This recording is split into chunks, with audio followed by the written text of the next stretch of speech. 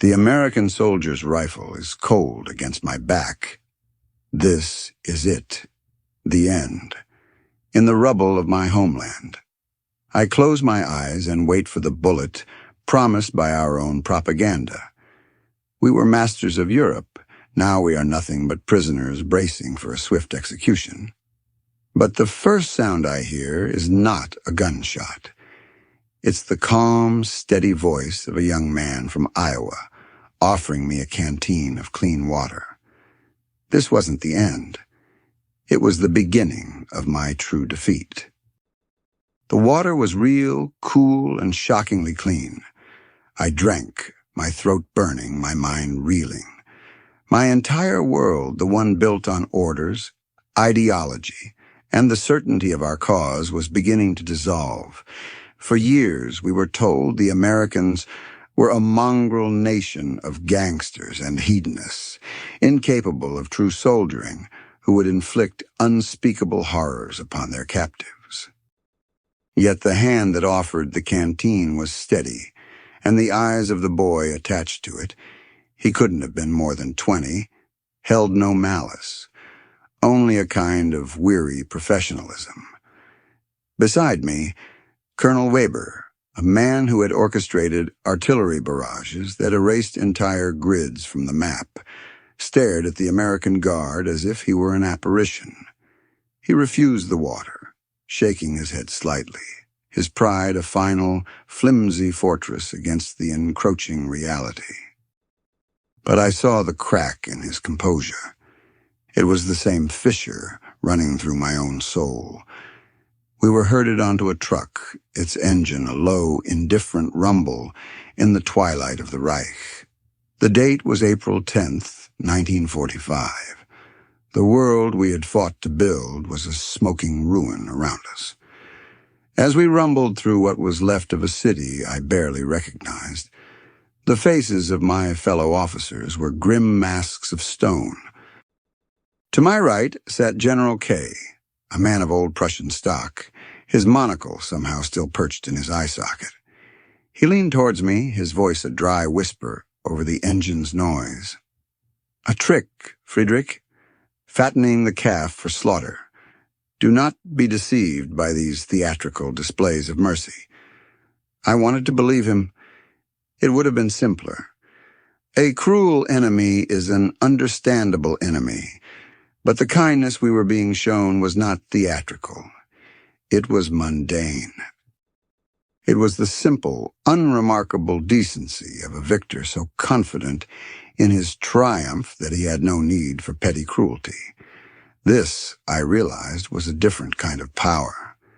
It wasn't the power of the jackboot or the snarling dog. It was the power of a system, an idea that could afford to be humane. We were driven to a makeshift processing center in a repurposed schoolhouse. Inside, we were ordered to strip. This, I thought, is where the humiliation begins. But instead of beatings, we were given hot showers and deloused with a strange white powder.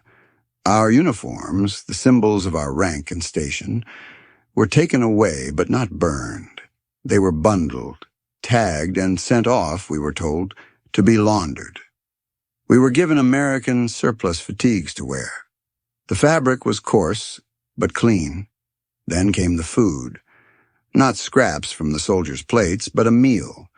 Hot soup, a piece of bread, and a mug of steaming black coffee. The aroma alone was a memory from another lifetime. As I ate, a young American captain sat opposite me, not for interrogation, but simply to watch. He spoke no German, and I offered no English. We just sat in a silence that was louder than any battle. In his eyes, I saw not the hatred I expected, but a kind of detached curiosity. It was the look of a scientist observing a newly discovered and perhaps dangerous species. He was trying to understand what kind of men we were. In that moment, I realized I was no longer sure myself. We had been stripped of our rank, our uniforms, our mission. Now, with every bite of bread and every sip of coffee, our ideology was being stripped away, too. We were being unmade, not by force, but by a quiet, relentless campaign of civilized treatment that our own worldview had no defense against. The true war, the war for our minds, had just begun. The journey across the Atlantic was a gray, timeless purgatory. For weeks, the rhythmic groan of the Liberty ship's hull was our only companion. We, the architects of Blitzkrieg and the leaders of great army groups, were now cargo, confined to the ship's hold with nothing but our thoughts. General K spent the days pacing, a caged tiger muttering about international law and the honor of officers, as if those words still held the same weight they once did. Colonel Weber sat in silence, staring at his hands for hours, perhaps seeing the ghosts of the thousands of men he had sent to their deaths. I found myself on the deck, watching the endless expanse of water and feeling an equal emptiness inside. We were sailing not just to a new continent, but into a new reality, and the crossing was a brutal decompression. The first sight of the American coast was the single most effective attack launched against us in the entire war. We had been fed a steady diet of images depicting a decadent, crumbling nation, a society rotten from within. Instead, we saw a skyline that pierced the clouds, a harbor teeming with ships, and a city that hummed with an energy we thought we alone had mastered. It was a vision of staggering power and wealth, a civilization completely untouched by the devastation we had unleashed upon the world, and which had ultimately consumed us. This wasn't a nation on its knees. It was a giant that had just begun to stir. The long train ride that followed only deepened the shock. We traveled south, through Virginia and the Carolinas, into the deep green of Mississippi. Through the windows, we witnessed a country at peace. We saw towns with painted houses, fields of crops stretching to the horizon, civilians whose faces showed no sign of fear or deprivation. Where were the signs of total war? Where was the rationing, the exhaustion, the ever-present shadow of the front? It was all here, in plain sight, the source of the endless river of steel and men that had crushed us. We had been fighting a nation's surplus, its industrial overflow. We had sacrificed everything, and they had barely broken a sweat. Our destination was a place called Camp Shelby, Mississippi. We expected barbed wire, guard towers, and grim-faced commandants.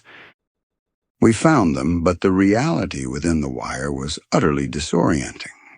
The barracks were simple wooden structures, but they were clean, with beds that had actual mattresses and sheets. There was a mess hall that served 3 hot meals a day. The food wasn't luxurious, but it was plentiful and substantial. There was coffee in the morning and sometimes even a pastry for dessert. A rumor spread that we were being fed better than many German civilians had been even before the final collapse. This wasn't a prison camp. It was a meticulously organized system, designed to house us, not to break us. The most profound moment came a week after our arrival. We were summoned and handed a pile of freshly laundered and pressed clothing. It was our own uniforms. Our iron crosses and knight's crosses had been removed, but the tunics, the trousers, the symbols of our former power were returned. I held the familiar gray fabric in my hands, the eagle and swastika on the breast, freshly stitched where it had been removed for cleaning. This was the masterstroke. They weren't trying to erase who we were. They were acknowledging it, and in doing so, they neutralized it. They were telling us, without a single word, that our uniforms, our medals, our entire military tradition held no power here. It was just laundry. For General K, It was an affirmation of his status. For me, it was the final, quiet confirmation that our defeat was absolute.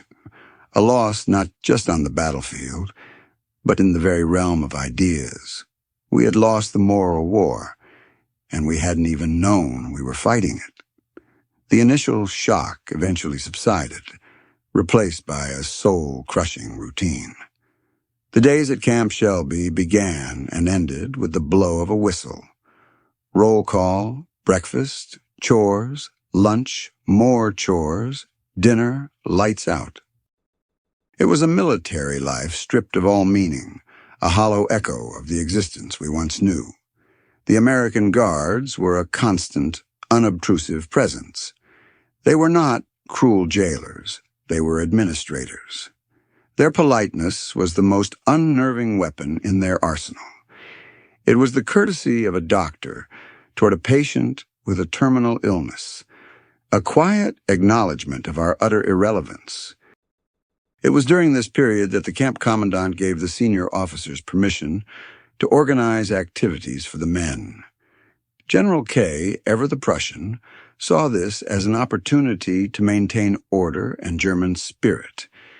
Within weeks, we had a camp orchestra, its instruments improbably sourced by our captors. Hearing Mozart and Wagner played by men who had once commanded panzer divisions in the middle of a Mississippi pine forest was an experience of profound surrealism. We organized lectures on military history, philosophy, and engineering.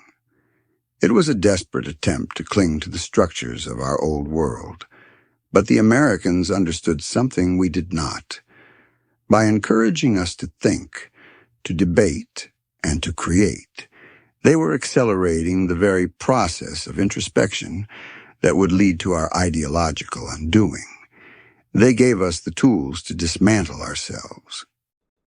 Then, one morning, my name was called, along with about 24 other senior staff and technical officers. We were told to pack our things for a transfer. No destination was given. The guards were tight-lipped. This, we all thought, was the moment the mask would fall.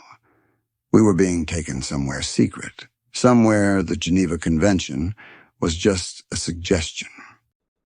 We were flown north to Virginia to a facility hidden deep in the woods, known to the outside world only by a post office box number, P.O. Box 1142. To us, it was simply the factory. But it was a factory that produced intelligence, not munitions. The place, Fort Hunt, was unlike any prison I could have imagined.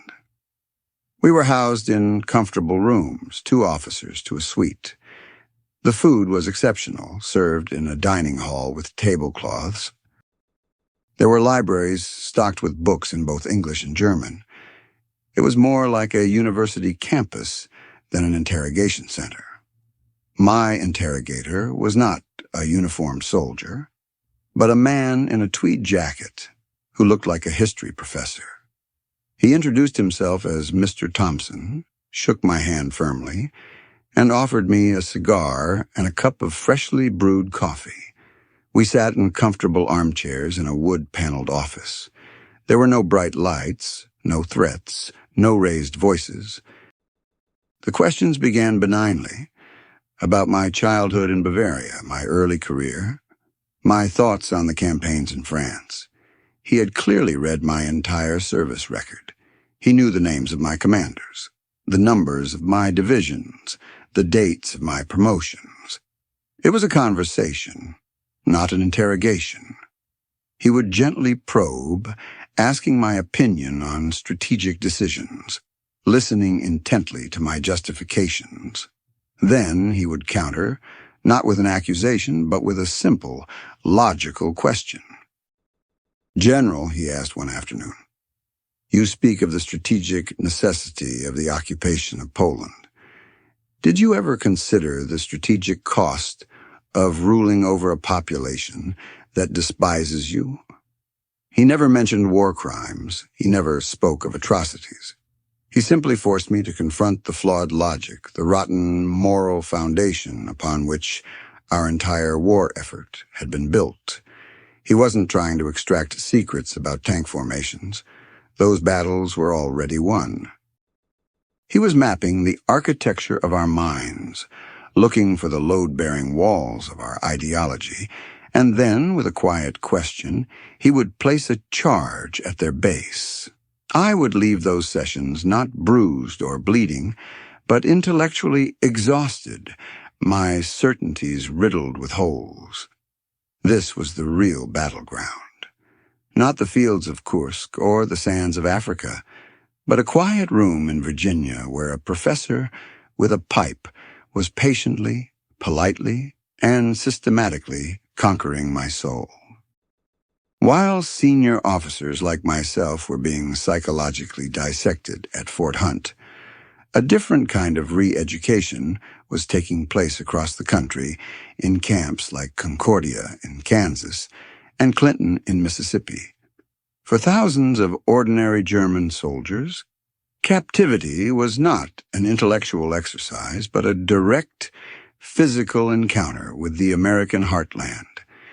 A severe labor shortage in the United States meant that prisoners of war became a vital part of the agricultural workforce. These men, who had been taught that Americans were their mortal enemies, were bussed out each morning from the camps to work on local farms, harvesting cotton, digging potatoes, and felling timber. At first, the interactions were tense and guarded. A young German soldier, barely out of his teens, would find himself working alongside an American farmer of the same age, the only difference between them being a uniform and a world of propaganda. They would spend hours in the fields, communicating through gestures and broken words. A shared drink of water from a ladle, a laugh at a clumsy mistake, a moment of rest in the shade. These were the small, human exchanges that began to erode the carefully constructed walls of hatred. The German soldiers saw that these farmers were not monsters. They were hardworking people, concerned with the weather and the price of corn. They saw families sitting down for dinner, children playing in yards, a life of peaceful normalcy that the Reich had promised but had utterly failed to deliver. This direct contact with American civilians was a form of psychological warfare more potent than any leaflet drop or radio broadcast. It was the undeniable truth of a society that was not just surviving, but thriving. They were seeing with their own eyes the source of the Allied miracle of production. They watched endless freight trains loaded with tanks and trucks rolling west, and they saw grocery stores stocked with food. They saw a nation that could wage a global war while its citizens still enjoyed a standard of living that was, for most of the world, an impossible dream. This visual evidence was a crushing blow to the myth of German superiority. They had been told they were the master race, destined to rule a 1,000-year Reich, yet they were now working the fields of a nation whose strength they had fatally underestimated. The money they earned was minimal, just a few cents an hour in scrip that could be used at the camp canteen for cigarettes or candy. But the real payment was the experience itself. It was an education in humility. They were witnessing the very system they had been sent to destroy, and they were finding it to be not decadent and weak, but robust, confident, and most disturbingly, fundamentally decent. The letters they wrote home, read by American censors, told the story of this transformation. They spoke less of ideology and more of the kindness of a farmer's wife who had given them an extra piece of pie. They marveled at the sheer scale of the country, the efficiency of its farms, the casual abundance of it all. They were no longer soldiers of a global crusade. They were men who had seen behind the curtain and found that the great enemy was, in fact, just a collection of ordinary people who had been forced to fight and had proven to be terrifyingly good at it. When these men were eventually repatriated, they would carry this knowledge with them, becoming an unspoken counter-narrative to the lingering poison of Nazism. They were the unwitting missionaries of a new world view, one that had been planted not in a lecture hall, but in the soil of a Kansas cornfield. Back at Fort Hunt, the intellectual siege continued, relentless and quiet. Mr. Thompson and his colleagues were master tacticians of the mind. They understood that direct confrontation would only harden our defenses. Instead, they employed a strategy of flanking maneuvers and subtle encirclements. They gave us access to a vast library filled not just with German classics, but with American and British authors whose works had been banned in the Reich. For the first time in over a decade, I read books that weren't filtered through the Ministry of Propaganda. I rediscovered a world of ideas that questioned authority, celebrated individual freedom, and explored the complexities of human nature beyond the simplistic doctrines of blood and soil. One evening, they brought in a projector. We were not shown films of American military might or crude propaganda pieces. Instead, they showed us Hollywood movies, comedies with fast-talking heroines, dramas about ordinary families, sweeping epics about the founding of their nation. It was another brilliant, disarming tactic. These films presented a vision of America that was confident, self-critical, and vibrant. It was a culture that could laugh at itself, a trait entirely absent from the rigid, humorless ideology we had served. Watching a James Cagney film, I saw more individual swagger and defiance than in an entire Nuremberg rally. It was a culture of rebels and pioneers, not of obedient cogs in a state machine. The most effective weapon, however, was the news. They provided us with daily American newspapers and uncensored radio broadcasts from the BBC. Slowly, piece by piece, we were forced to confront the reality of what had happened in Europe, a reality we had either ignored or been shielded from. We read about the liberation of the concentration camps. At first, we dismissed it as Allied propaganda, the same kind of atrocity stories every nation tells about its enemy. But the reports were too detailed, the photographic evidence too stark and horrifying to deny. My interrogator never brought it up directly. He simply left a copy of Life magazine on the table, open to a photo essay from Buchenwald. He let the images do the work. He let the silence in the room become an accusation. It was one thing to command an army group, to move divisions on a map and calculate acceptable losses. It was another thing entirely to look at a photograph of stacked, emaciated corpses and understand that you were a senior officer in the military that had made such a thing possible. My conversations with General K became more strained. He clung to his code of honor, arguing that the army was separate from the party, that the Wehrmacht had fought a clean war. "We are soldiers, Friedrich, not politicians," he would insist. But his voice lacked its old conviction. The line between soldier and politician had been erased the moment we swore an oath of personal loyalty to one man. We were all complicit. We had provided the muscle and the steel that enabled the madness. We had been the respectable, professional face of a murderous regime.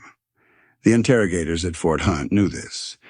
They were not trying to turn us into informants. They were forcing us to become witnesses against ourselves. They held up a mirror, and for the first time, we were compelled to look at our own reflections without the distorting lens of patriotism or duty. The men who walked out of those quiet rooms in Virginia were not the same men who had walked in. The Americans had not broken our bodies. They had surgically, painstakingly, dismantled our souls. They had shown us that the greatest prison was not the one surrounded by barbed wire, but the one we had built for ourselves in our own minds. By the spring of 1946, the war in our minds was over. The verdict was in. We had not just been defeated, we had been wrong. Catastrophically, morally, and spiritually wrong. The news of our impending repatriation was met not with the elation one might expect, but with a profound sense of dread. America, our prison, had become a strange and unsettling sanctuary. It was a place of order, abundance, and a moral clarity that we now found ourselves envying. Germany, our home, was an unknown landscape of ruin and shame. We knew we were not returning as conquering heroes or even as honorable, defeated warriors. We were returning as the remnants of a disgraced cause, architects of a national catastrophe. The journey back across the Atlantic was the reverse of our first voyage, a somber, reflective passage into a future we could not comprehend. This time, the decks of the Liberty ship were filled with quiet men. There was no more defiant talk from General K, no more muttered justifications. There was only the sound of the ocean and the heavy weight of shared guilt. We were a brotherhood of the damned, each man locked in his own private Nuremberg. We landed in a shattered port, a landscape of skeletal buildings and hollow-eyed civilians. This was the reality of our strategic genius. This was the glorious Reich we had built. The contrast with the vibrant American cities we had left behind was a physical blow. It was one thing to see the strength of your enemy. It was another to see the utter devastation of your own people, and to know you had a hand in it. Our final processing was a grim, bureaucratic affair. We were handed our discharge papers, a small amount of currency, and a train ticket. One of the American officers in charge, a major whose name I never learned, addressed us one last time. He didn't lecture or gloat. He simply said, "Your war is over. What you do now is up to you." And with that, we were dismissed. We were free. But free to do what?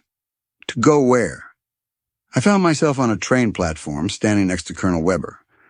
We had been through capture, interrogation, and a year of captivity together, but now, in our worn civilian clothes, we were strangers.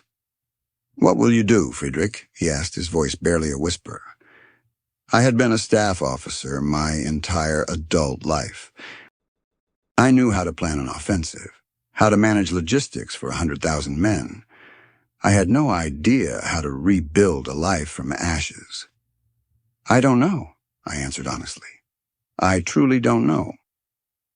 As the train rattled towards the ruins of Cologne, I looked out the window at the endless fields of rubble.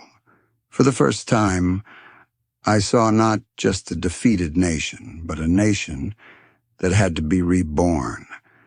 The Americans had won more than just a military victory. They had won an ideological one. By refusing to become the monsters we had told our people they were, they had demonstrated a strength that our philosophy could not comprehend. They had not beaten us by being more ruthless, but by holding onto a set of values that we had discarded as weak. The ultimate weapon was not a tank or a bomber. It was their unwavering belief in their own system, a confidence so profound that they could afford to treat their most hated enemies with decency. They had disarmed us, not just by taking our pistols and our tanks, but by showing us a better way to be human.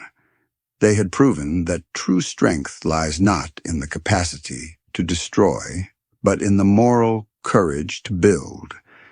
As I stepped off the train into the ruins of my hometown, I knew my task. It was not to refight old battles or to mourn a lost cause.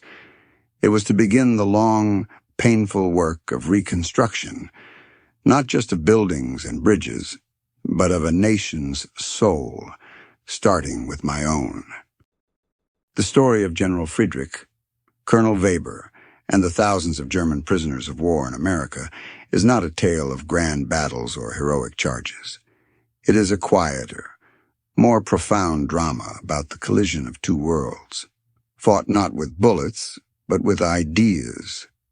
It represents one of the most successful and least understood psychological operations in modern history. The American strategy was deceptively simple. Treat your defeated enemy with a calculated and consistent humanity. This wasn't born of naive altruism, but of a shrewd and deep understanding of the Nazi ideology. That ideology was a brittle construct, built on a foundation of perceived grievance, racial superiority, and the myth of an inhuman enemy. It thrived on conflict and hatred.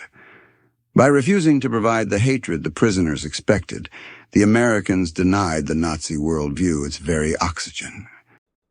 A prisoner who is beaten and starved will retreat deeper into his ideology, his suffering confirming his belief that the enemy is evil. But a prisoner who is fed, given medical care, and treated with respect is forced into a state of cognitive dissonance. His entire framework for understanding the world begins to crumble. The shock was twofold. First, there was the moral shock of experiencing the decency of their captors, which directly contradicted years of intense propaganda. Second, and perhaps more importantly, was the material shock. The sight of the American home front, prosperous, powerful, and at peace, was the final, irrefutable proof of the Reich's failure. Germany had demanded total sacrifice from its people for a war that had brought them nothing but total ruin. America, it seemed, had defeated them with one hand tied behind its back. This realization did more to denazify the officer corps than any formal re-education program ever could. It replaced the mythology of racial destiny with the cold, hard reality of logistical and industrial supremacy. The program was not without its flaws, nor was every prisoner transformed. Some remained committed Nazis to the end, viewing the American kindness as a sign of weakness. But for a critical mass of soldiers, and crucially, for the officer class that would be instrumental in rebuilding West Germany, the experience was transformative. These men returned to a broken country not as vengeful fanatics, but as sobered realists who had seen the future, and it was democratic and capitalist. They had been defeated by a system they were told was corrupt and weak, and in their defeat, they came to understand its inherent strengths. The quiet kindness of Private Allen from Iowa, offering a canteen of water in the ruins of 1945, was therefore not just a simple act of mercy. It was the first shot in the last battle of the war, the battle for Germany's future. It was a demonstration of a different kind of power, a power built not on coercion, but on confidence. America didn't just defeat the German armies on the battlefield. In the fields and forests of camps, from Mississippi to Kansas, it defeated the very idea that had animated them. It was a final, quiet, and devastatingly effective victory.